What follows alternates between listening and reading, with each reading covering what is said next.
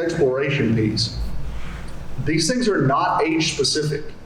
There are adults walking around on university and community college campuses right now, young adults and older adults, who haven't got a clue what they want to be when they grow up.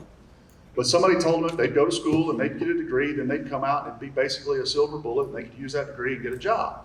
And that's just not necessarily the case. Now, I'm not down on degrees. We're definitely in favor of getting higher education, formal structured higher education.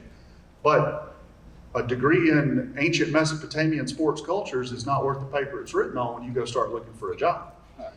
So the last step, and this is where we tend to focus most of our energy, but I encourage you to think about that entire spectrum. It's awareness, exploration, and then preparation. So preparation is technical skill attainment. That's the point where I'm going to bring an intern or I'm going to bring a co-op student or an apprentice onto the job and they're going to work. And it's going to be paid work-based learning experience where they're learning the hard skills of doing this particular job. That is critically important, but that can't happen in isolation. If we don't work on the awareness and the exploration bits, we will have nobody going into that pipeline. So we can build a perfect training program for everybody who wants to be a diesel mechanic.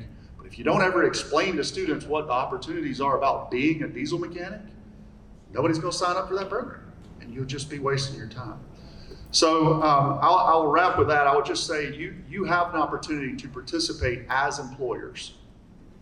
There are programs out there that can help you do this. There are some incentives, all of that. But honestly, the incentives that we have, the only way that this makes sense is if you need an employee long-term, if you're going to do an apprenticeship.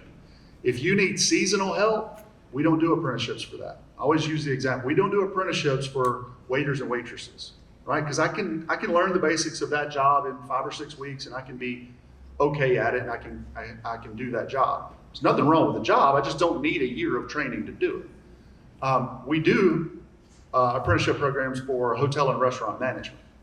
So like when I said the one that we registered on our farm was for a farm operations manager. So this person is in charge of, they're putting in, we use a work order system to keep up with what all has to be done and et cetera, et cetera.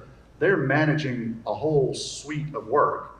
It's not just the person that I'm gonna hire, the 16-year-olds I'm gonna bring out this weekend and have them put 600 trees in the ground. Right? So you've got to kind of categorize the purpose and the level of intensity of the work-based learning that you need that person to have.